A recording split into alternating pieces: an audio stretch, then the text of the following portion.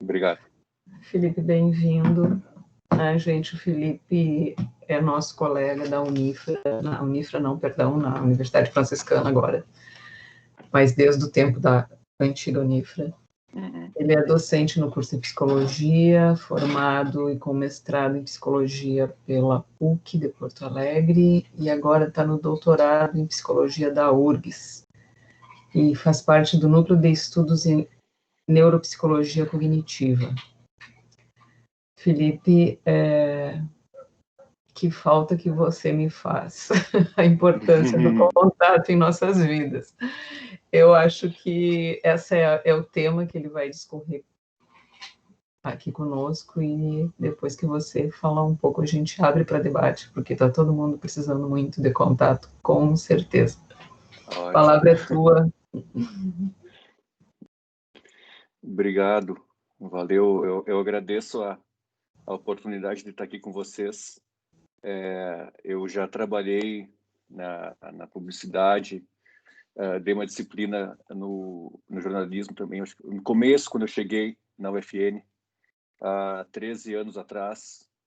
Então, eu gosto muito da dinâmica, né, da forma como a gente está, como a comunicação trabalha. Eu sou psicólogo, né, eu trabalho também,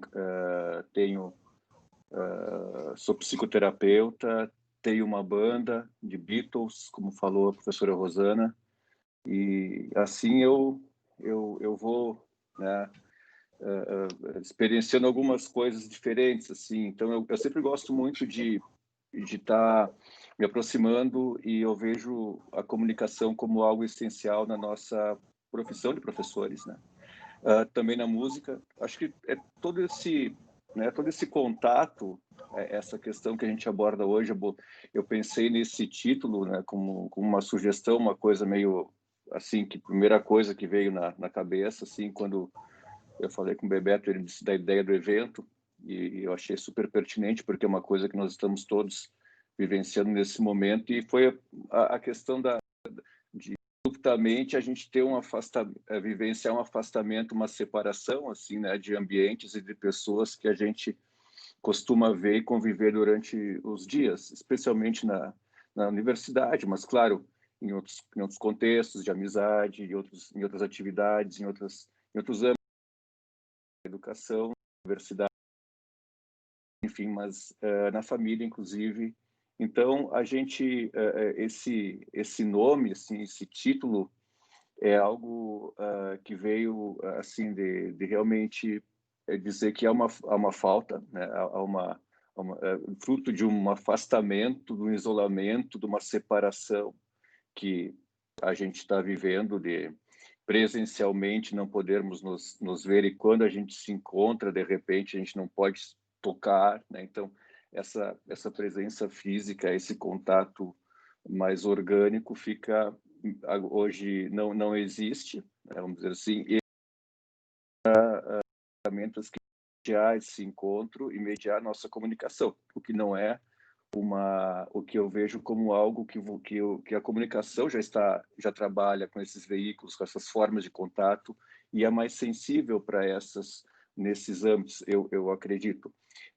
Então, nós temos um contexto de falta, assim, desse contato, do encontro, de tudo que ocasiona, né? Então, como eu sou psicólogo, eu vou pensar, a gente tem o psicólogo em si, ele normalmente na nossa formação, a gente tem, isso também é visto com os alunos, a gente tem algumas características, e a gente vê muito assim, como a gente vai querer entender o comportamento das pessoas, e por que as pessoas são como são, por que a gente se comporta do jeito que a gente se comporta. A gente vai estudar e observar o comportamento que envolve a interação humana, o contato. E o que ocorre durante o contato, após o contato, a partir das nossas experiências de vida, quer dizer, a nossa história de vida. Isso é de uma complexidade, né, mas e de uma variedade de expressões e de formas de expressar a comunicação verbal, não verbal, de expressar os afetos, né, a parte afetiva, junto, concomitante ao mesmo tempo com a comunicação verbal, não verbal, quer dizer, é uma complexidade, é uma miscelânea de coisas que acontecem de uma forma que a gente não consegue esmiuçar ou, vamos dizer assim, classificar tudo e controlar tudo. Eu acho que isso é uma das coisas mais interessantes e também passa por esse momento que é essa dificuldade de a gente conseguir controlar, ou seja, as questões que a gente consegue vivenciar na nossa situação atual. Mas, assim, nesse contexto que nós temos hoje desse afastamento, então, a gente descobre, né, que as pessoas, de repente, fazem que falta faz a sala de aula, que falta faz a convivência no pátio, que falta faz o colega, né, ou até o colega que a gente não vai muito, de repente não gosta muito, a gente sente falta. Daqui a pouco, né, a gente começa a ver que há uma separação, um afastamento. E isso nos coloca num momento talvez um momento em que pela primeira vez a gente experiencie isso dessa maneira. Claro, a nossa geração, nós efetivamente com uma pandemia, enfim, a gente está vivenciando isso, mas essa quebra na nossa rotina, essa quebra nos nossos hábitos, os nossos hábitos que são tão preciosos para nossa saúde e a nossa previsibilidade, para a nossa sensação de segurança, né? Os nossos hábitos que são incorporados e introjetados por nós mesmos, pelo nosso organismo, que acaba fazendo isso de uma forma econômica, porque a gente precisa dosar energia. Então, quanto mais a gente repete um comportamento, quanto mais a gente realiza uma série de atividades, enfim, nós temos uma tendência sempre à conservação, vamos dizer assim, de energia, e isso vai nos deixando mais habituados, e o nosso próprio organismo consegue fazer isso. Isso a gente vê na questão da aprendizagem, na questão da nossa motricidade e também na nossa parte afetiva. Isso também tem uma influência forte. Então, de repente, a gente se encontra vedado dessas experiências que até então eram tão familiares, eram tão frequentes. Isso nos pega de surpresa, né? Assim, tipo, nossa, o que está acontecendo agora? O que vai acontecer? Então, é uma novidade. Essa primeira reação, ela desperta uma sensação de desconforto, de medo, né? Às vezes não acredita no que está acontecendo, etc. Então, essa situação inicial, ela tem a gente leva fica meio atordoado, e com o tempo nós vamos adquirindo novos hábitos dentro desse novo sistema. Mas ainda assim, o que se observa, né, nesse momento que nós estamos, da falta de não poder ter uma convivência, vamos dizer assim, presencial, orgânica, afetiva, intensa, ou como era antigamente, digamos, como nós tínhamos usualmente, né, acaba nos impactando, sim. Porque a energia gasta, vamos dizer assim, a gente tem um hábito, de repente esses hábitos têm que mudar, precisam mudar por uma imposição de saúde. Aí a gente tem um momento né, nossa, o que vai acontecer? E aí, depois começam a vir as consequências, que são diversas e dependem de cada um. Mas, de fato, o que acontece é essa quebra nesses hábitos, nessa rotina, nos leva a uma reflexão. Por vezes, nesse caso, foi, digamos, forçada, digamos, ela foi né, colocada de uma forma impositiva por uma situação de saúde. E claro que esse contexto nos coloca e acaba refletindo na nossa saúde. Então, e a primeira questão que eu vou falar, assim, a questão da saúde mental. Vamos supor, nós temos um quadro todos nós temos, né, algumas questões que, de repente, a gente, por estar em atividades repetitivas, numa rotina estabelecida, isso, né, é uma circunstância importante na nossa vida para nós termos uma sensação de segurança, de certa previsibilidade na nossa vida, que nos deixa podendo poupar energia para acabar investindo em outras coisas, como, por exemplo, no estudo, por exemplo, em relações amorosas, como, por exemplo, né, ou coisas que envolvam uma certa que a gente tenha, por exemplo, eu tenho de morar, sei meu endereço, eu sei o endereço da UFN, eu sei né, onde eu vou ir amanhã, mais ou menos, tenho minha agenda colocada e de repente essas coisas ficam abaladas. Isso gera a energia que nós temos, nossa preocupação vai ser em função dessas mudanças, não há como fugir disso. Então, a energia para uma atividade daqui a pouco muito intelectualizada, o trabalho que era realizado antes vai exigir maior quantidade de energia, ou a energia necessária vai ser menor, tendo em vista que ela já foi colocada numa necessidade anterior de segurança e previsibilidade. Então, essa energia que eu falo é a energia vital, a energia do nosso corpo, é o que as mitocôndrias produzem, é o que eu estou usando para falar, é que né, a nossa energia, os ATPs e não sei o que das mitocôndrias, é a nossa energia vital, a energia que nos faz viver isso, a energia, a psique, nossas ideias, nossos pensamentos também consomem energia. Então, nós temos um investimento em energia em coisas que antes nós não tínhamos, como a questão da nossa segurança e previsibilidade, o que nos leva a ter que a gente precisa se esforçar mais até para fazer atividades que anteriormente a gente fazia, como atividades de ordem intelectual ou outras atividades que exigem alguma concentração. E cada pessoa vai reagir de um jeito diferente a isso. Umas vão ser mais vulneráveis, outras não. Mas isso seria o primeiro ponto, assim, na questão da segurança e da previsibilidade. A outra questão que envolve a sensibilidade das pessoas é justamente a parte onde a gente, talvez pela primeira, para muitos, né, ou para alguns não, mas talvez como uma hipótese, para muitas pessoas esse foi um dos primeiros, especialmente para os mais jovens, eu acredito. Nós também não é uma questão de idade, mas eu penso nos mais jovens por uma questão de tempo de vida, enfim, por novas experiências, tal. O primeiro momento, assim, de repente, de ficar totalmente isolado, não poder compartilhar um afeto, um encontro com os amigos, com a família, e ter esse impacto de uma solidão forçada, de uma separação que vai estabelecer que podem aflorar algumas angústias, algumas ansiedades que até então não foram vivenciadas ainda.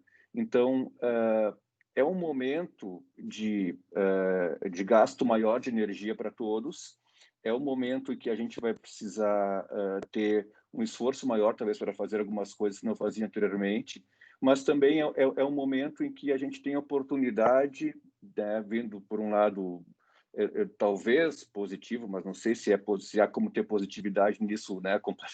Não sei se isso é adequado, eu tenho minhas dúvidas, mas de abrir uma experiência nova, que é essa da solidão forçada, que é uma coisa ruim, porque acaba trazendo sentimentos, sensações, daqui a pouco, de desamparo, de solidão, de medo, de imprevisibilidade, de pela primeira vez, assim, tipo, tenho que ficar em casa, senão daqui a pouco vou pegar um vírus e vou morrer, né? Então, será que eu vou contaminar depois? Então, é uma coisa realmente terrível que se coloca. E isso afeta muito a nossa própria situação experiencial imediata, assim, no que a gente está sentindo no momento.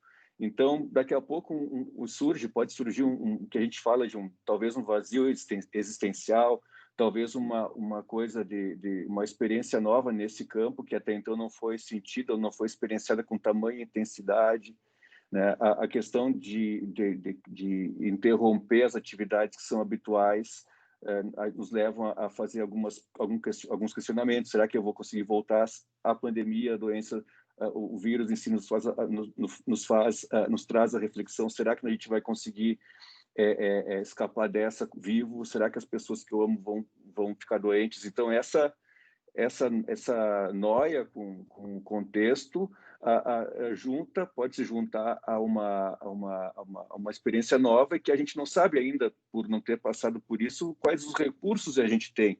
Como é que a gente vai reagir a isso? Se a gente vai conseguir levar na boa, se a gente vai conseguir, ou se a gente vai ter uma ansiedade muito grande. Então, são sensações diferentes que acabam acontecendo, mas que, de fato, aparecem para todos com diferentes intensidades. O que, então, sentimentos, como trazem na literatura especializada, assim, nos artigos que estão aparecendo agora sobre a saúde mental, né?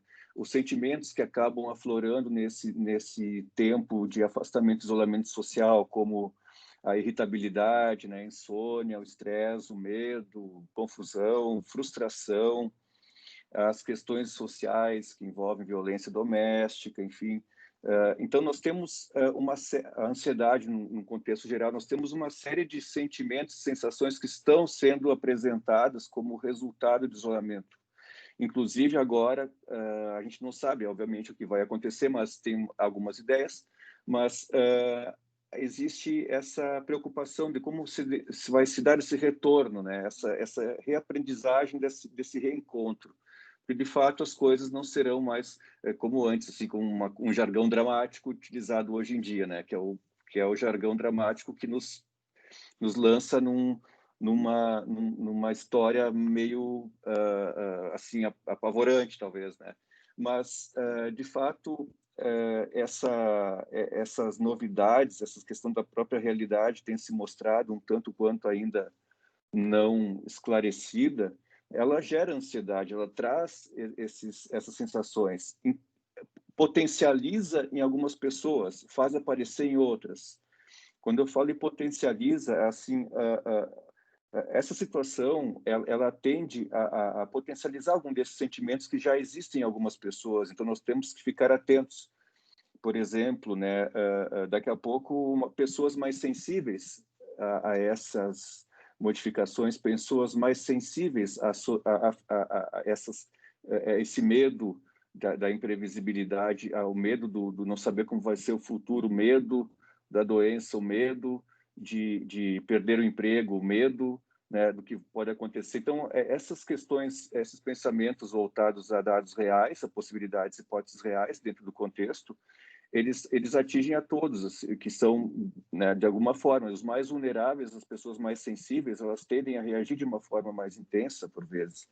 Então, esse isolamento, essa distância, separação, ela vai atingir a todos, né, e importante nesse contexto é que a gente consiga, enquanto uma nova experiência, identificar quais são esses sentimentos e ter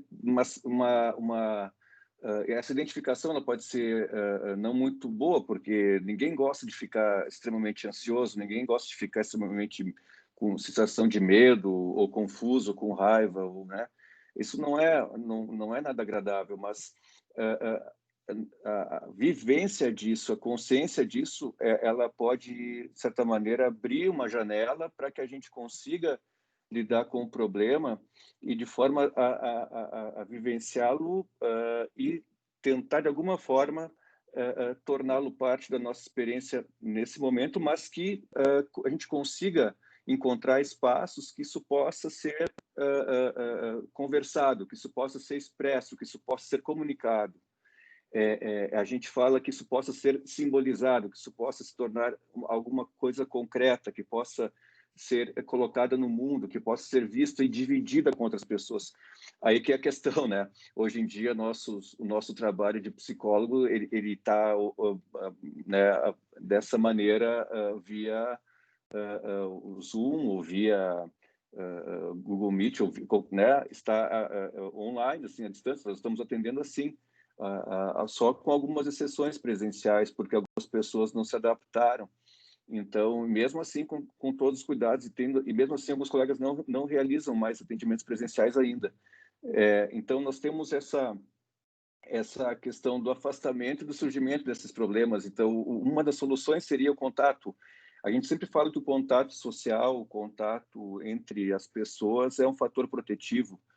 A gente sabe que quando uma pessoa vem buscar ajuda, o quanto ela tem de amigos, talvez, não digo que milhões de amigos, mas amigos poucos, mas amigos presentes, efetivamente afetivos, que têm né, que tem uma convivência afetiva importante, são fatores protetivos para depressão, para uma série de problemas psíquicos. Então, no momento que esses amigos ficam mais distantes, no momento que essas pessoas se afastam por motivos ou não encontram formas de viabilizar algum contato, ou até mesmo agora pela necessidade de readequação de trabalhos, de rotinas, né, há uma energia despendida grande, ocorre esse afastamento. E nesse momento seria fundamental o contato.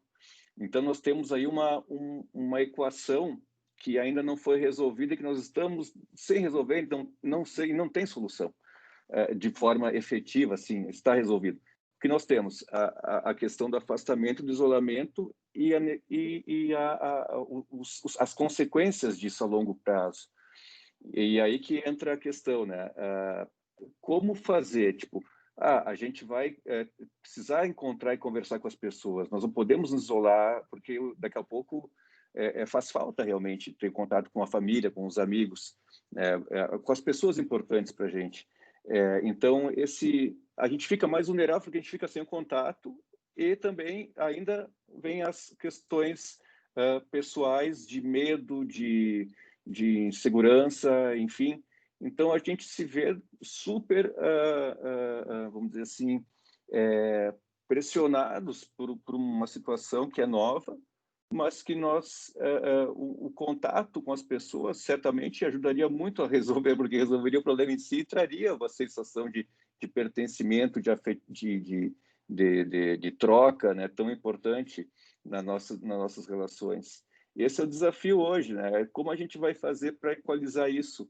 E no campo da educação, por exemplo, esse é um desafio enorme nesse momento. Como nós vamos conseguir estabelecer uma relação afetiva realmente que nos signifique, que traga o significado de uma mudança na nossa vida, com as pessoas que a gente ama, com as pessoas que a gente gosta, e como a gente vai passar por isso e ressignificar algumas relações e torná-las mais, porque elas tendem a ficar mais, a gente acaba dando maior importância justamente por esse afastamento, né? A gente acaba tendo nessa clausura, vamos dizer assim, nesse afastamento, uma valorização, uma saudade realmente do contato. Isso, nesse momento, é algo difícil, porém, pode ser pensado também como algo que vai ser refinado, ou seja, também alguma forma de valorizarmos mais as nossas relações entre nós mesmos vamos pensar, né, nesse futuro que está por vir quando tivermos vacinas, que a gente possa ter uma convivência relativamente mais próxima, né? Então, eu acredito que essa descoberta, essa redescoberta, essa valorização vai ser muito intensa. Eu vejo isso, porque nós temos agora escassez. Na escassez, a gente fica realmente observando como é importante esse tipo de contato afetivo. Eu digo do contato presencial, do contato do toque, do contato das pessoas que a gente ama, da presença dessas pessoas na nossa vida, o quão nós precisamos disso de uma forma muito orgânica.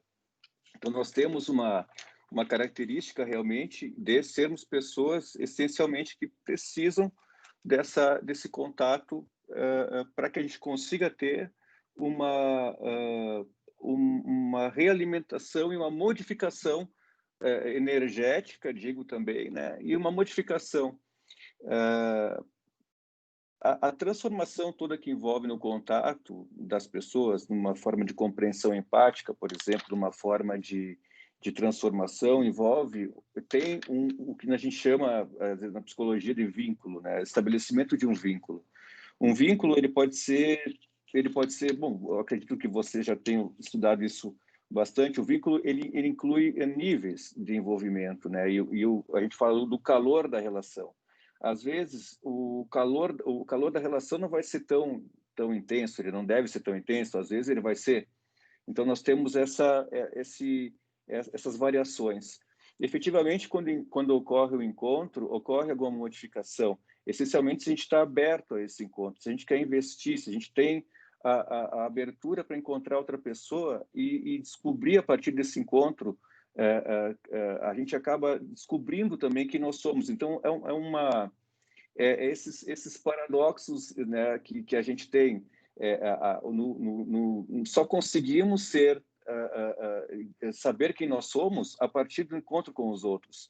Não adianta se isolar na montanha ou entrar num retiro de solidão perpétua, quase, porque isso talvez leva a um problema, que é o problema do isolamento, que leva ao afastamento das outras pessoas, porque o contato, o convívio com as outras pessoas sempre nos dá, a gente tem um feedback, a gente observa, pelo menos, tem algum feedback, e esse feedback vai nos dar o contato com a realidade, que a gente vai, então, conseguir limpar as nossas percepções e tornarmos mais realistas. Então, é aí que está, né? Como é importante o contato, como é importante essa troca, mas ela não se dá com todas as pessoas. A gente tem pessoas que a gente consegue fazer isso, que a gente quer fazer isso. E também não é impossível fazer isso com milhões de pessoas. Nós temos uma seletividade que tem a ver com a parte do nosso afeto, das pessoas que a gente gosta mais ou menos. E quando essas pessoas, quando esses contextos se fragilizam, a gente se fragiliza também. Então, eu arrisco dizer que estamos todos frágeis nesse contexto e mais vulneráveis. Então, aí que está. Algumas vulnerabilidades que aparecem, que já existiam, podem ser potencializadas. Para outras pessoas, ela pode aparecer pela primeira vez, a gente não sabe quais são as reações. Mas aí também nesse contexto existe talvez vou chamar de refinamento que é esperado quando tivermos novamente a convivência social estabelecida de uma forma menos tolhida sem essas restrições todas, né? Então esse tipo o contato físico ou contato ou não só o contato físico, mas também as questões que vai diminuir a ansiedade frente a uma contaminação, ao medo da morte, né, ao medo a questão de não saber como vai ser o futuro. Isso tende a diminuir esse grau de ansiedade, tende a diminuir com daqui a pouco uma vacina ou algo que alivie a tensão que existe hoje na nossa sociedade, assim, porque isso paira no ar, né? Então, a vacina é o que vai deixar, a gente vai dizer, ufa, né? Então, esse grau de tensão que existe no ar, que nos afeta, ele vai diminuir. Mas, e aí nós poderemos ter, então, essa visualização desse retorno, desse reencontro. Nesse momento, existem coisas assim que a primeira oportunidade que eu vejo é de realmente a gente começar a prestar atenção nessas questões mais do contato, da falta que as pessoas fazem em nossa vida e repensar as nossas relações.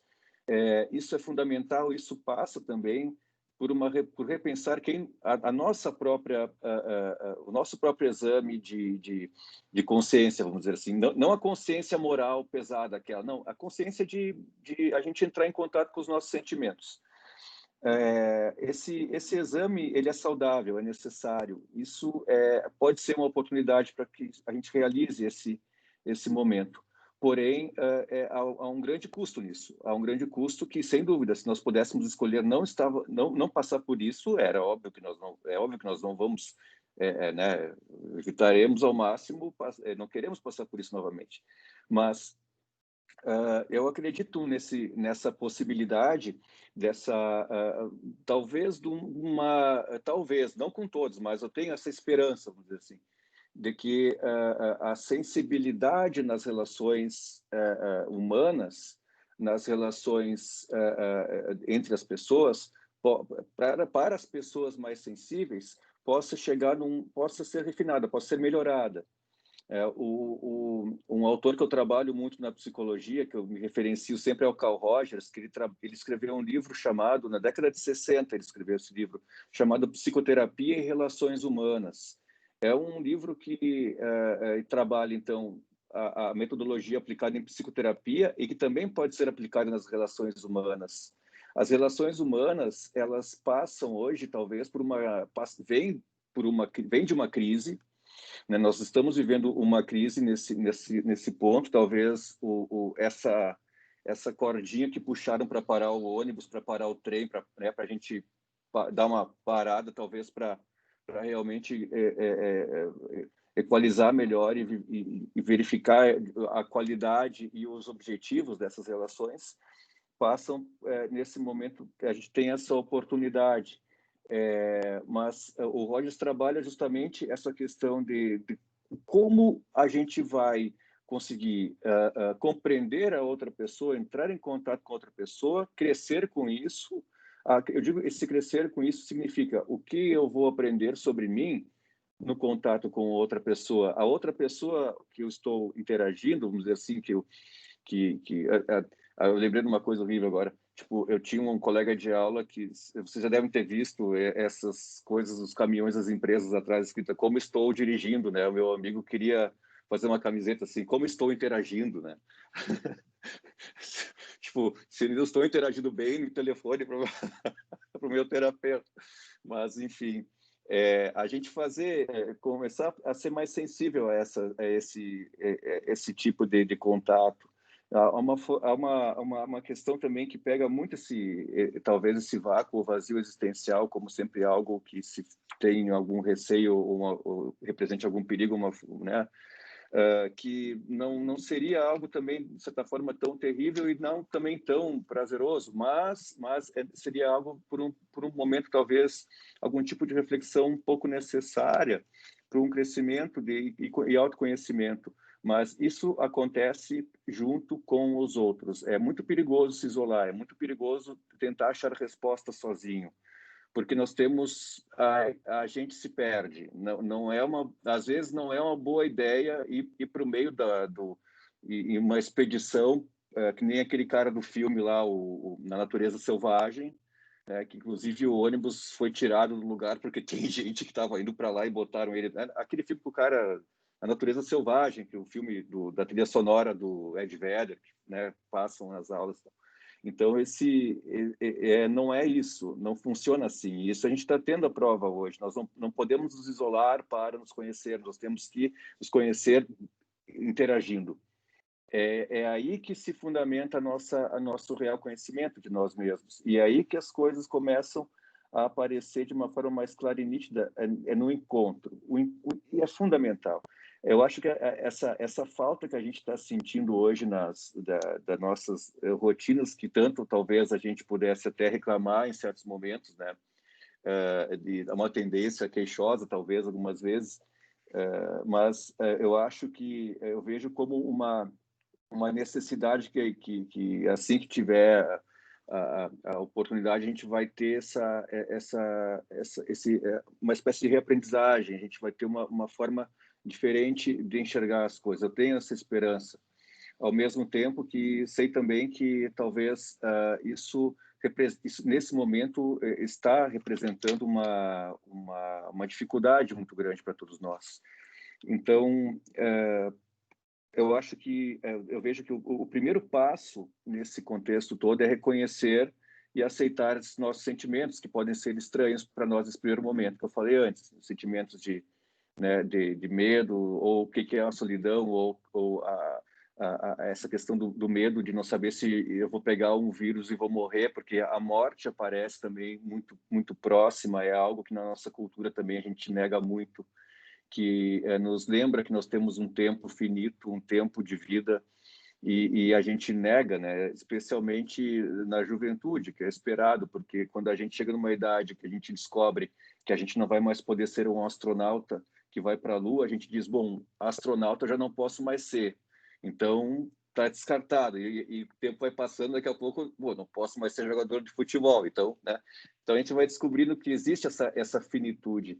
E, ao mesmo tempo, isso pode, comunicado dessa maneira, visto assim, é algo ansiogênico para a maioria de nós, assim, das pessoas, porque há uma tendência da gente também a negar isso, a parte, então isso da própria finitude.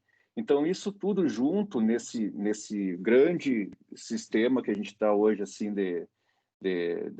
da situação toda, tende a nos levar a ter algumas dificuldades, mas também pode ser algum momento para redefinição, né, dos estilos das relações, que a gente pode ter ganhos assim à distância e ganhos também melhores, refinar essas relações presenciais no futuro próximo.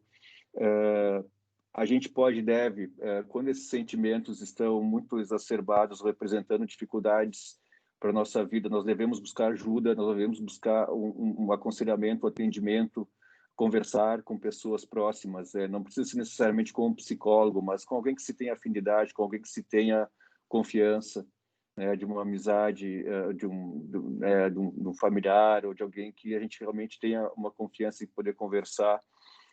Esse momento não é saudável, o isolamento completo.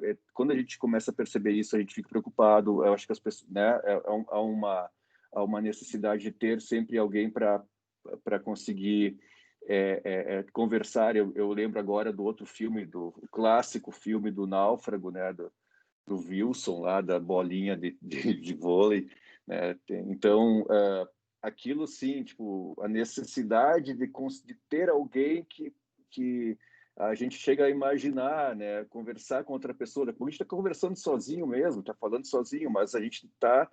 A necessidade é tão importante de ter um reflexo, um balizamento, uma referência, né, ou da outra pessoa, que sozinho a gente se perde. Sozinho a gente se perde.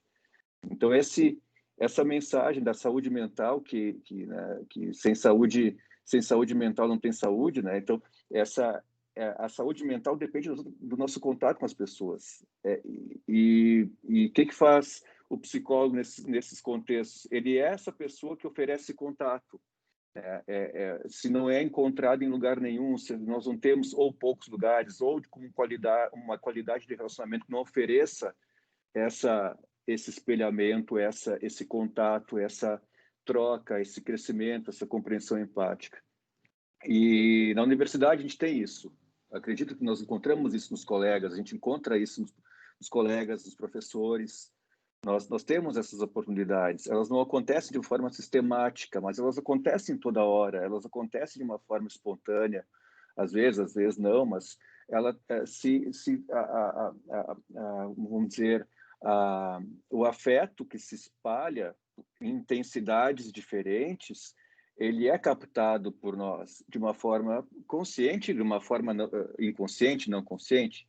A nossa percepção, ela está ocorrendo, a nossa atenção é seletiva, mas as nossas sensações não são tão seletivas. Nós recebemos o que nós sentimos também, sem necessariamente ser uma coisa racional.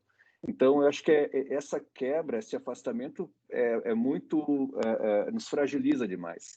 E agora é esse próximo passo que a gente está agora nesse momento, é de conseguir equalizar nessa balança que a gente está vivendo, como eu vou poder retomar as minhas atividades, ao mesmo tempo jogar com essa questão do risco da contaminação, enquanto não vem a vacina. E esse processo também pode ser, é um processo um pouco, vamos dizer assim, tenso, não é uma coisa natural, nós temos que estar calculando isso, né? Então, isso também gera um gasto de energia, gera ansiedade. Mas uma coisa é certa, assim, que eu percebo, até nas pessoas que eu atendo, que eu trabalho, enfim, no que eu observo, nós estamos agora pensando assim, poxa, o quanto eu posso buscar ter uma vida mais ou menos um encontro com alguém, ou sair no lugar, ou passear num parque. Algumas pessoas estão com medo de fazer isso, né? Então, é compreensível, mas ao mesmo tempo nós não podemos ver isso como uma impossibilidade total, né? Então, esse balanço, essa equação que não tem solução nesse momento, é algo que nós estamos passando nesse momento, eu vejo. futuro a gente não tem a noção ainda do que vai acontecer, né?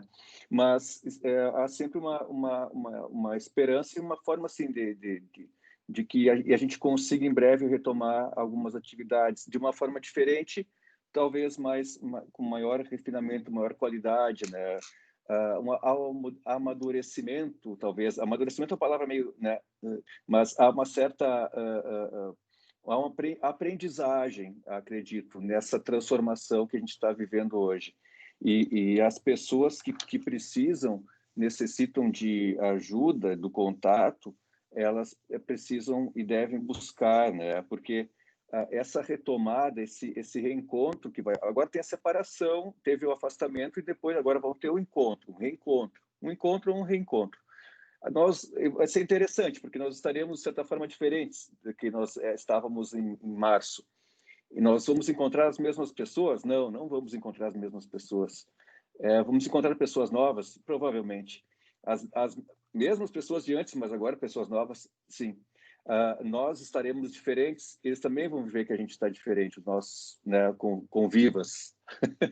Então, vai ser uma experiência muito legal. Eu acredito que para quem tem essa sensibilidade, está disposto a isso, esse aflorar dos sentimentos, né, isso que também é um processo vital, que também é um processo de descoberta, existe uma beleza nisso, paradoxalmente, a partir de todo esse aporte trágico que a gente está vivendo, que seria essa parte da redescoberta, do renascimento.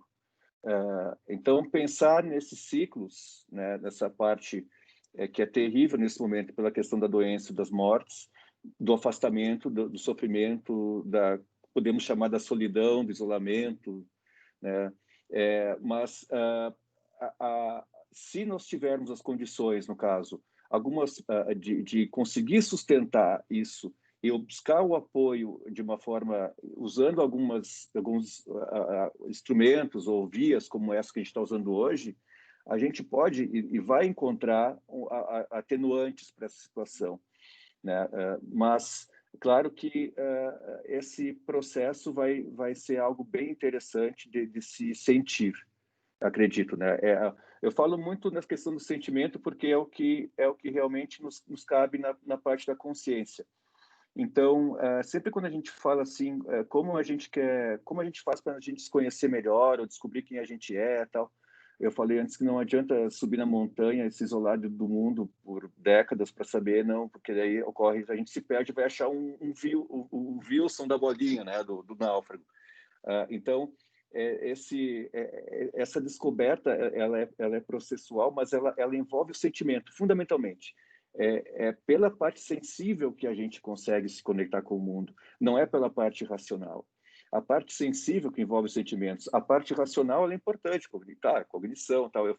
Eu faço no grupo de cognição o meu estudo, mas eu acredito que hoje em dia essa questão do que é incorporado, que a gente fala que é introjetado, a cognição do corpo, isso envolve, o Rogers falava em organismo, antigamente, hoje eles falam da embodied cognition, né, a cognição do corpo, o que não passa exatamente pela atenção na nossa processo de atenção, mas que vem pela sensação. Isso é algo muito importante no caminho para que se tenha esse desenvolvimento, essa aprendizagem emocional afetiva. Isso é um tesouro assim que se estabelece, que a gente está vendo o quão é importante para nossas vidas essas relações e espero que a gente consiga assim trazer e dar, no caso, uma ampliação a partir do despertar da nossa sensibilidade, que pode ser um pouco dramático, mais ou menos, dependendo das nossas circunstâncias, de como a gente vai ter ou não recursos para isso, a partir desse momento. É claro que o desamparo e o afastamento, eles preocupam, porque eles aumentam a probabilidade de nos deixar vulneráveis a certos problemas, como a depressão, como a ansiedade, como o pânico, como o medo de sair de casa.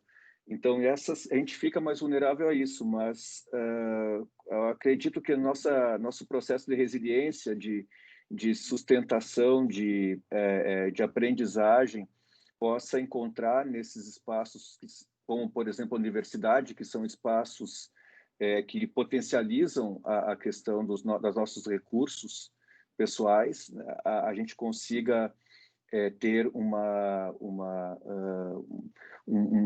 esse renascimento, esse reencontro de uma forma muito intensa.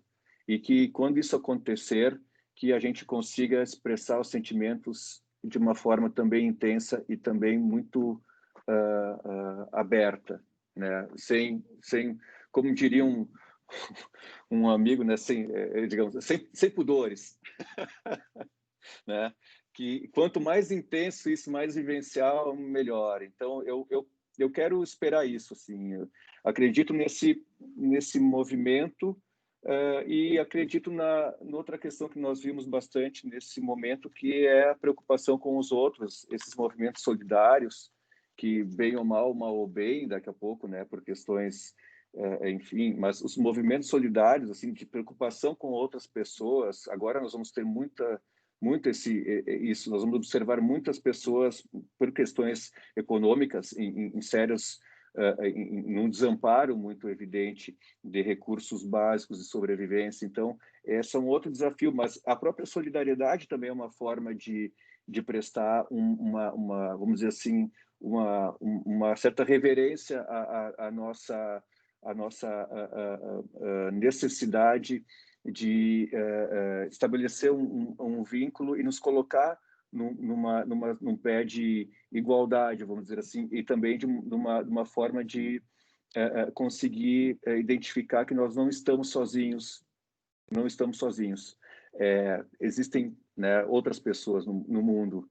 Então, isso também é um paradigma que vamos dizer assim, levemente não sei o que vai acontecer, mas que foi levemente tremeu um pouco, né? Que é essa questão do individualismo.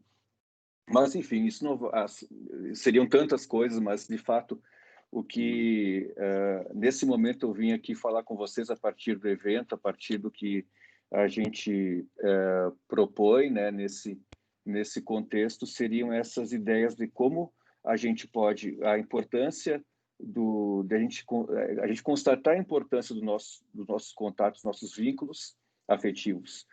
Os vínculos que, com o tempo, vão se reduzindo, mas vão ficando mais intensos, mais nutridores de afeto, e também essas questões mais do nosso cuidado em saúde mental, da nossa parte de a gente conseguir identificar em nós alguns sentimentos que não são por nós, que nos trazem algum grau de sofrimento, que a gente possa buscar um contato daqui a pouco com amigos ou até mesmo com os profissionais para conseguir atenuar um pouco esses efeitos, né?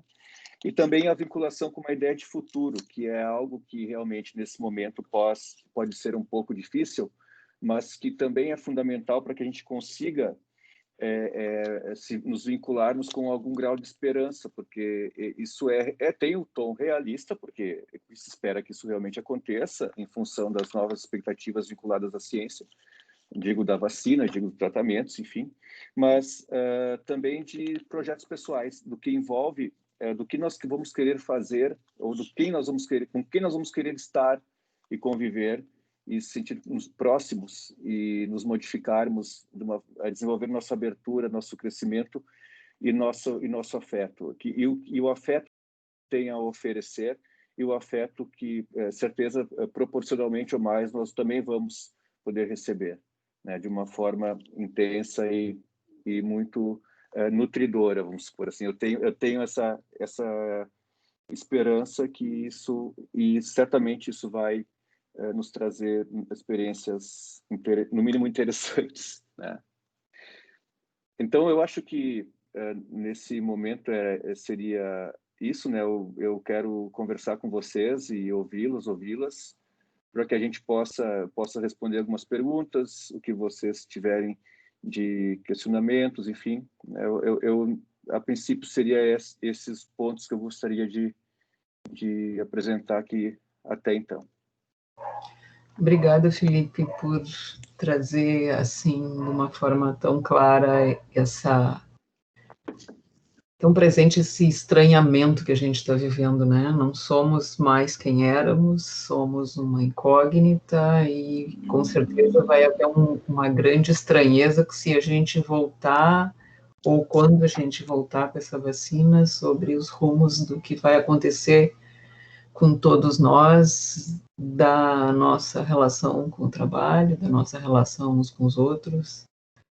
Quando tu fala assim, é que a gente se dá conta de que essa coisa ainda está se desvelando e a gente não sabe exatamente para onde vai, além de ter essa esperança de que realmente nos tornemos mais sensíveis ao outro, né? E uns aos outros, enfim. Tem algumas questões colocadas aqui, eu vou pedir para o Leonardo, que foi quem primeiro colocou aqui, Leonardo Rodrigues. Leonardo, abre a tua câmera e pergunta para o Felipe a tua questão aqui. Tá aí, Leonardo. Deixa eu ver se ele tá, peraí. Ele tá, quer dizer, deve estar. Deve estar. Se não, passa para a Grazi. Vamos lá, Grazi, tu que fala aqui de uma angústia seguinte. Oi, tá me ouvindo? Aí. Tá, agora tá. Leonardo, tá, agora estamos. Eu não tenho câmera, mas acho que só com o microfone funciona. Funciona. Eu tava dizendo que logo que eu entrei, eu vi que tu falou que a realidade do... Acho que tu quer dizer que é como a gente usa como referência, né? A realidade dos outros, mas isso vai definir a minha? Eu preciso da realidade dos outros para definir a minha?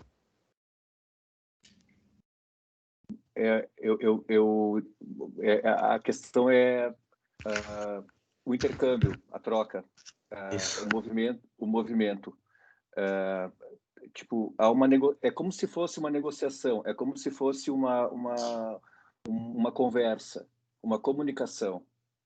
Então, nessa comunicação vão ser colocadas situações e representadas ideias e percepções de cada um a partir... isso ocorre de uma forma, como eu vou dizer, explícita e implícita, né? Porque a parte dos acontecimentos, quando se dá o encontro, assim, de uma forma que há essa relação se estabelece de modificação da aprendizagem, né? Do que nós estamos observando, o que outra pessoa está observando, é aí que se fundamenta a questão da consciência. Tu com a tua né, com as suas representações e a outra pessoa com as representações e a consciência dela do que está acontecendo. Mas é nesse caminho que se fundamenta a consciência e que se dá a transformação e que se dá a possibilidade de a gente ter uma noção mais exata do que está acontecendo. Porque é uma questão fenomenológica, né, é uma questão de... a gente não tem nós não somos pura subjetividade e também nós não somos pura objetividade. A gente tem nesse caminho, nessa comunicação, nesse encontro que vai tendo tipo uma negociação, nesse processo que vai aparecendo de uma forma criativa. E isso que é o interessante das coisas, porque essa questão do que se apresenta de uma forma criativa e mutável, tornando a comunicação interessante, acaba tornando a nossa relação interessante, acaba tornando as coisas únicas. E isso é uma coisa que é algo extraordinário. Isso é necessário para que a gente construa um senso de realidade. Então, esse é o caminho da aprendizagem.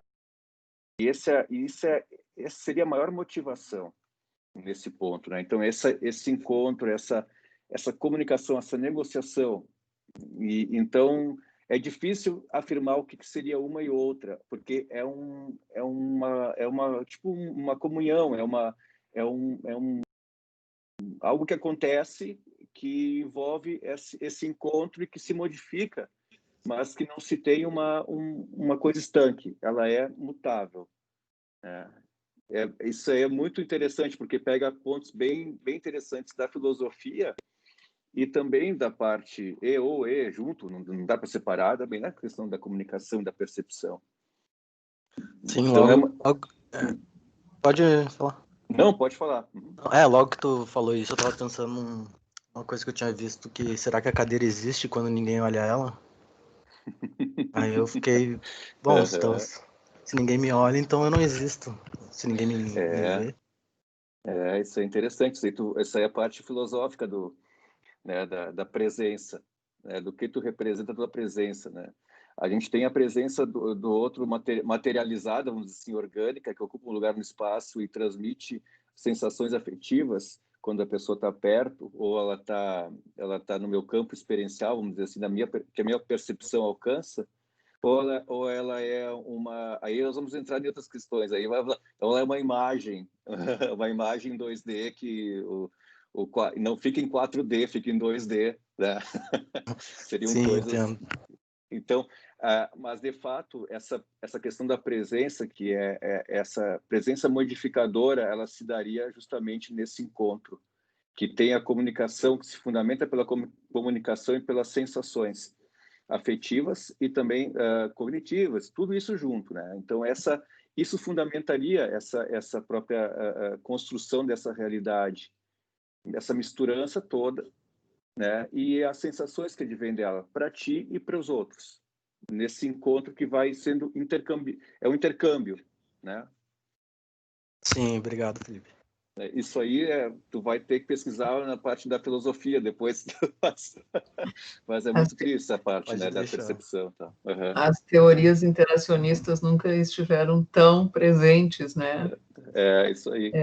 Isso me lembrou também aquele livro do Martin Buber, um filósofo, viu, Sim. Leonardo? Eu e Tu, né? O eu Que e tu, a relação, o diálogo só é possível quando tu enxerga o outro com os olhos do outro e quando o outro te enxerga com os teus olhos. É uma troca complicadinha. É uma troca. O Buber falava, né, do eu-tu, a palavra a princípio eu-tu. Só existe o eu quando existe um tu. Né? Mas ele dizia que a outra palavra a princípio era eu-isso, né? Então a gente tem a relação eu-isso, que é impessoal, e a relação eu-tu, que é uma relação de encontro, onde se fundamenta a troca e a mudança, E a o afeto. Exato. É muito legal. Muito legal. Grazi está aí? A Grazi dizia assim, ó... Sim, ela está aqui. Tá com não, ela está aqui, mas ela está com o microfone fechado. Isso. Então, lê a dela ali, eu vou ler a dela aqui, tá? Ela pergunta o seguinte: como lidar com a frustração quando sair uma vacina, fundamental, mas ela tiver efeito perene, já que o vírus parece se comportar como a SARS, em que ninguém fica totalmente imune? Mais questões para lidarmos pós-pandemia. A frustração, ela a gente tem às vezes, assim, tipo, é complicado isso porque há uma tendência, a gente normalmente tem uma tendência a ver as coisas, a gente pode ter um certo olhar, vamos dizer assim, o desafio é ter um olhar realista, que não penda tanto para um pessimismo e nem para um otimismo exacerbado. E nesse caminho que nós estamos agora, a gente não consegue, a gente tem que cuidar para não entrar num e nem no outro. A gente tem que tentar observar as coisas que estão acontecendo e meio que não fazer grandes previsões. Isso quebra toda a nossa lógica assim de uma certa previsibilidade de controle do futuro e das coisas. O que anteriormente nos era vendido muito, e nos é vendido muito, desde os filmes dos Estados Unidos Independence Day, né? Que eles vão nos salvar. Então, quando a gente descobre que os Estados Unidos não vai nos salvar, quando a gente descobre que sei lá, quando se vier um cometa, eles não vão poder desviar o asteroide, né? Que não adianta a gente se congelar para ser descongelado se vier um asteroide e explodir a Terra. Eu estou sendo catastrófico, tá? Mas é só para ilustrar. Mas assim, então nós temos que ter isso é uma condição humana, Eu vejo assim, que é uma certa imprevisibilidade, imprevisibilidade é nossa, é muito mais realista do que a previsibilidade. Então, há uma forma de cuidar, temos que ter cuidado para não investir muito na questão da frustração, mas temos que ter consciência dela também. Então, nós não podemos negá-la, mas nós não podemos proporcionalmente darmos conta da frustração. Ela não pode ser uma antítese completa de uma onipotência assim, desejada. Então, nós temos que ter um certo equilíbrio entre o que a gente tem a questão realmente da esperança, que pode ser vista talvez como, de certa forma, ingênua, ou ela pode ser vista como uma forma de vinculação com algum futuro. Porém, isso está difícil de ser feito agora. Mas, de certa forma, não fazer isso é também negar parte do contexto de uma realidade que estamos negociando agora. Então, tem que dosar, tem que pensar assim, poxa, daqui a pouco a coisa não vai ser resolvida. E aí, pode ser, mas pode ser que também seja resolvida. Então, nós não sabemos. E nós temos que lidar com isso. Então, não há outra alternativa a não ser esperar para ver o que vai acontecer. Invariavelmente, a gente pode optar nesse momento por dar maior ênfase a um lado ou outro, mas temos que, né, uma parte mais pessimista, uma parte mais otimista. Mas nós temos que chegar num ponto mais realista, nenhum dos extremos. Nós temos que transitar nisso. E transitar nisso é algo que exige bastante da gente, e nos exige flexibilidade. Mas é algo que não se resolve agora. Felipe, deixa eu te perguntar uma coisa que a gente tem observado, assim, a gente está falando aqui dessa angústia do isolamento, dessa exacerbação da ansiedade, e ontem eu estava vindo para casa, saindo da casa da minha filha, e os bares todos lotados. E gente sem máscara, gente com máscara, mas todos lotados. Como é que a gente explica esse fenômeno aí? Para além do negacionismo, porque eu acho que tem esse aspecto de quem está negando e tem aspecto de quem não está se segurando, né? Sim, esse é o desafio do momento, né? Porque o sofrimento, as pessoas que vão ter a parte da negacionista e se fundamentam em certas partes de ideologias identitárias, vamos dizer assim, que se vinculam, sustentam a sua identidade a partir de abstrações, né? Então, essas pessoas, elas podem fazer coisas completamente sem nenhum fundamento científico, algo do tipo, mas em nome de alguma coisa. Então, essas abstrações a gente vê também por aí que tem influência. Mas também existem outros fatores, que também, um deles é a questão de ser insuportável, não estar mais conseguindo suportar essa condição de estar no isolamento, né, o afastamento. Isso realmente é uma coisa que estamos vendo, porque às vezes as pessoas de repente estejam fazendo agora uma conta assim, isso não estou dizendo que é certo ou errado, assim, mas é uma possibilidade de sentir, é muito, mas é uma conta meio estranha, porque de repente eu vou eu vou me arriscar, vale mais ou vou ficar em casa sofrendo com ansiedade ou com, né, uma coisa que me sufoca em casa, eu vou para a rua para fazer eventos sociais e de repente colocar em risco, né, de pegar um vírus e ser sufocado pelo vírus, né? É estranhíssimo isso. Então, esse dilema, vamos dizer assim, claro que a gente vê como novamente o excesso prejudicial, mas essa negociação ela é bem difícil. Eu vejo ela como bem difícil. Não chega um ponto em que é difícil conseguir dizer como resolver isso, né? É claro que o ideal é que não ocorresse essas coisas claro, não podemos também incentivar isso na questão que envolve a saúde pública. Do contrário, tem que ser todo um cuidado, porque não há a cura ainda. Mas assim, existem elementos de negacionistas, existem elementos de pessoas que não conseguem realmente ter uma relação com o próprio limite de responsabilidade a partir das suas escolhas, das suas atitudes, né?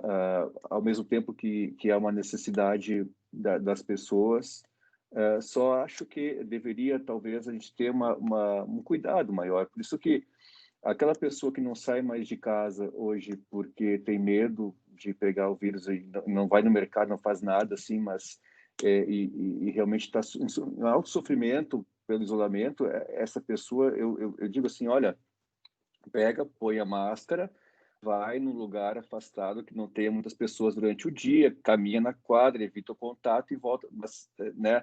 Porque senão também pode ter um prejuízo de acordo com a vulnerabilidade. Mas é claro, a pessoa que vai e se expor em aglomerações e que tem um grande risco, onde não há o cuidado sanitário, ela está já fazendo algo que passa da fronteira do que se espera de uma convivência social, assim, uma convivência empática, uma convivência, um senso desde urbanidade até realmente de compaixão, né? Então aí ela já passou e ela não tem consciência disso. Normalmente não tem consciência disso. Gente, obrigada, Felipe. Tem gente, mais questões? Felipe Albarello. Fala, Felipe.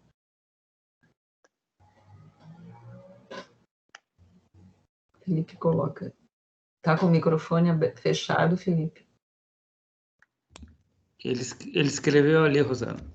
Sim, ele pergunta assim, para ter se ele queria falar, né, Bebeto, que a gente está tentando fazer o povo falar. Sim. A forma como as pessoas conviviam antes da pandemia voltará a ser o mesmo? Não. Eu espero que não. O normal foi justamente o que nos trouxe para cá. Uhum. O normal de antes foi justamente o que nos trouxe para cá. Uhum. Uhum. Não, não vai ser, não vamos ter isso, porque não vai, não, cada pessoa desse tempo está tendo a sua experiência. Essa experiência nos tornou diferentes. Quando a gente for encontrar as pessoas que a gente convivia, a gente vai notar alguma diferença em nós e nos outros. Não vai ser uma coisa espetacularmente diferente, não vai ser uma coisa extraordinariamente diferente, mas serão algumas coisas que, com um certo tempo, vão começar a ser percebidas.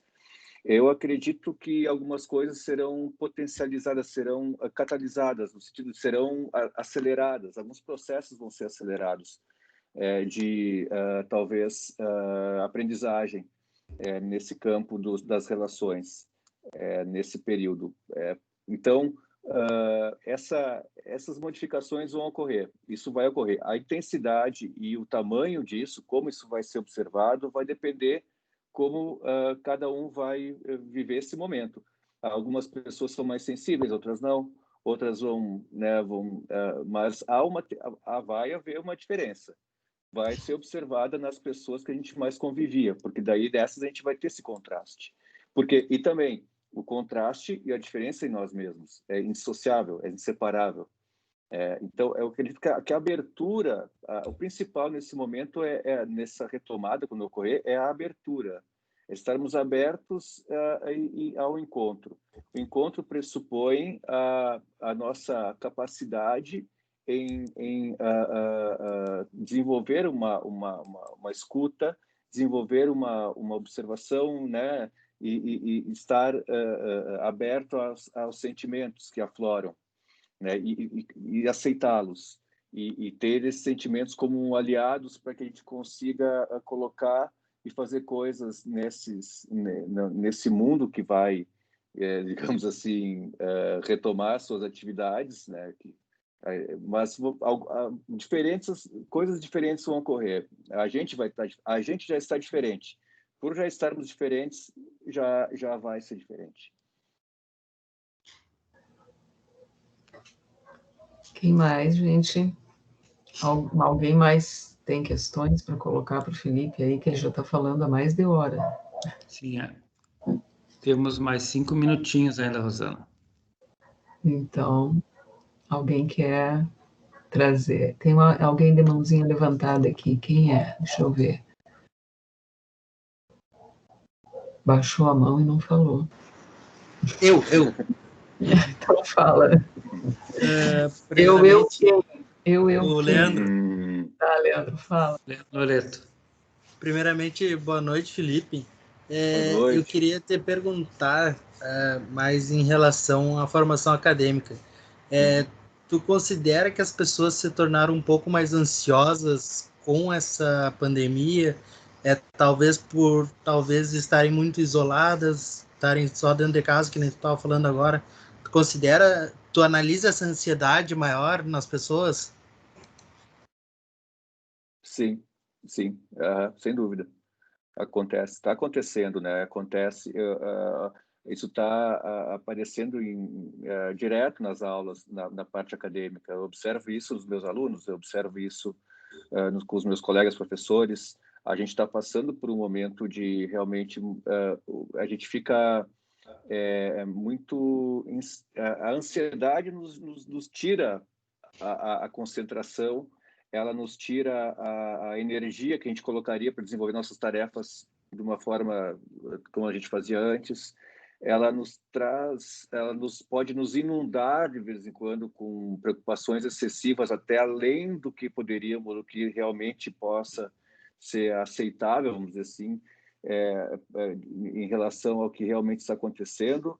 Mas a gente, no campo eu acredito assim que os modelos na parte nesse momento, né, inclusive são coisas que a literatura traz, os artigos novos trazem, que há necessidade de uma flexibilização. Então, não há como impor algo que mudou, assim, não posso pegar o que acontecia antes e colocar aqui, tipo, que não cabe na caixa, não vai entrar na caixa, né? Não tem mais o mesmo tamanho, não entra. Então, se não entra na caixa que existia ali, não posso botar dentro dessa caixa, que essa caixa não cabe aqui, o troço, eu vou ter que pensar um jeito de talvez aqui, e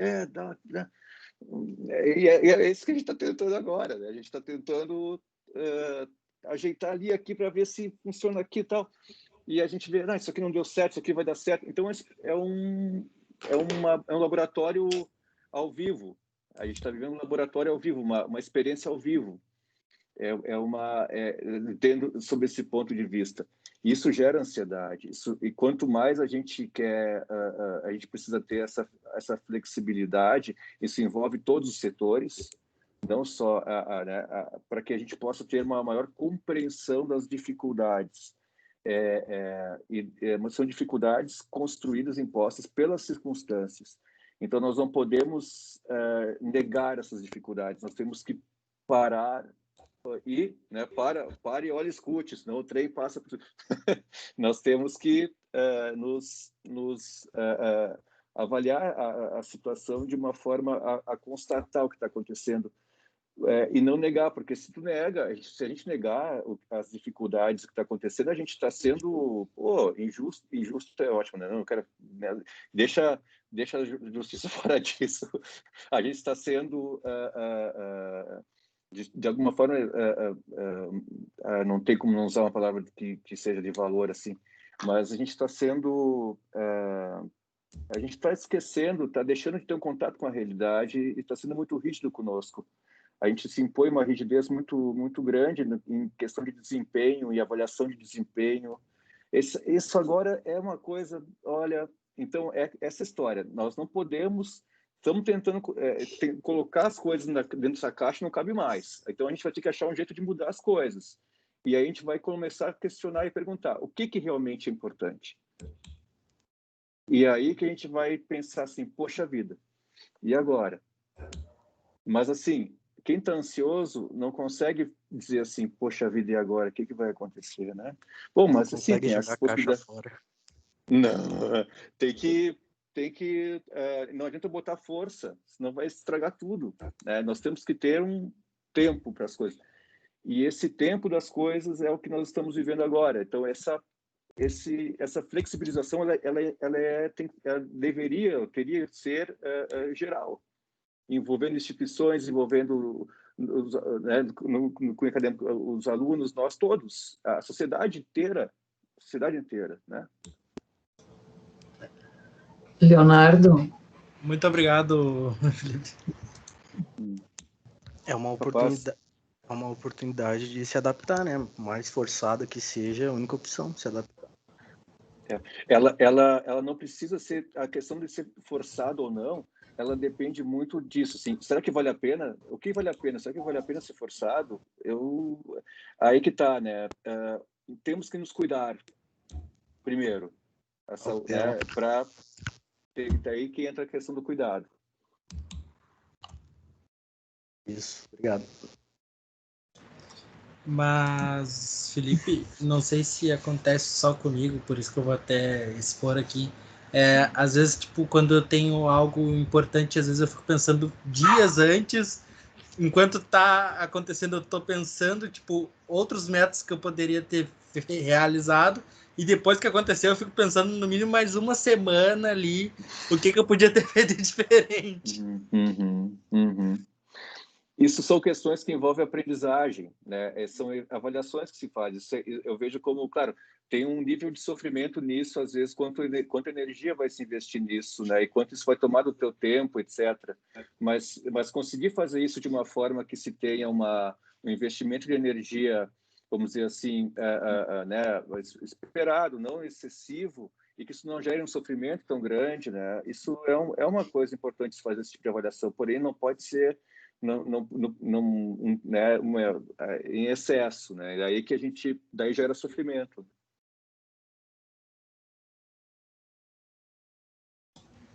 Muito obrigado. A Carla coloca ainda quanto à questão da ansiedade aqui. Quer falar, Carla? Oi, gente. Oi. Tudo bom, Felipe? Tudo bem. Então, é isso, eu escrevi ali, né? Eu nunca. Acho que sempre tive alguns traços de ansiedade, assim, essa questão da cobrança, como tu falou, né? Antes, na adolescência, assim, tinha aquela coisa de ser perfeccionista e hoje. E nunca fui assim com comida. Tipo assim, a comida nunca entrou no meu rol de traços de ansiedade, na minha visão. Assim, hoje é a única coisa que está acontecendo. Eu já desisti de todas as outras coisas que expressariam ansiedade. Desistir é brincadeira, é claro que a gente não controla, mas eu sei que é na comida. Gente, que coisa louca isso, é uma fome assim, tem fim, que é uma ansiedade, é uma necessidade de engolir, digamos assim, as soluções para esse rol de problemas que a gente tem. Eu não sei se isso está sendo geral, mas eu ouço amigos e amigas falando sobre a questão da fome, né, da gula, digamos assim. Não sei como tu vê isso, né? A questão da alimentação, né? Aquela coisa de comer quando não se tem fome, né? De se identificar quando se tem fome e comer. Tem um teórico na psicologia que é o Frederick Pils, da Gestalt terapia, que ele fala sempre que há uma certa... Claro que a gente precisa... A alimentação em si, ela é uma forma de a gente também... expressar algum tipo de necessidade de crítica, de modificação. Olha, eu viajando aqui, mas eu estou, né, assim, de modificação, de mudança, porque o alimento ele chega de um jeito, ele é mastigado, ele vai, né?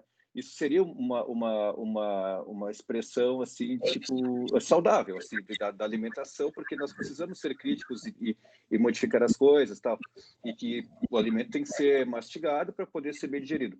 Outra coisa é a expressão da alimentação como uma compulsão. isso seria de uma forma como se fosse uma questão a comida, comer é bom, né? Tipo, é um prazer que a gente tem, e isso também pode representar uma tentativa de atenuar a ansiedade e trazer um alívio momentâneo, de maneira que a gente sinta um pouco mais aquela saciedade que nos baixe um pouco a velocidade do pensamento, nos traga uma certa tranquilidade, mas isso, como por ser compulsivo, há uma tendência à repetição, e daqui a pouco a gente nem mais está sentindo o gosto, mas está só pelo comportamento. Então, isso pode gerar um comportamento que daqui a pouco tu já não nem presta tanta atenção, já se torna um hábito.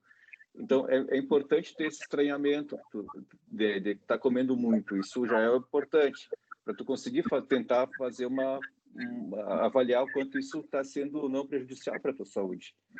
Mas há de se ter cuidado, porque existem outras formas de se tentar. A gente vê assim, o consumo de substâncias, por exemplo, está sendo altíssimo agora, né? O consumo de álcool, o consumo de outras coisas, assim, tipo outras drogas, inclusive, está sendo grande. É claro que a comida é uma coisa diferente, tá? Mas né?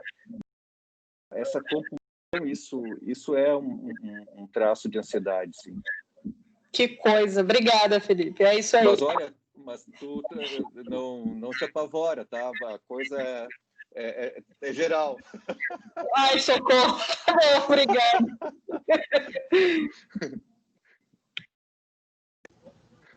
Leonardo, tu queres falar mais alguma Sim, coisa? ainda nisso, né, que o corpo ele vai procurar ficar satisfeito de alguma forma. Tipo, o corpo humano, quando percebe que tá comendo, entra num estado instintivo, né? E ele procura um tipo de satisfação. E a comida, no meu caso, seria o café, o cigarro. Diferente para várias pessoas.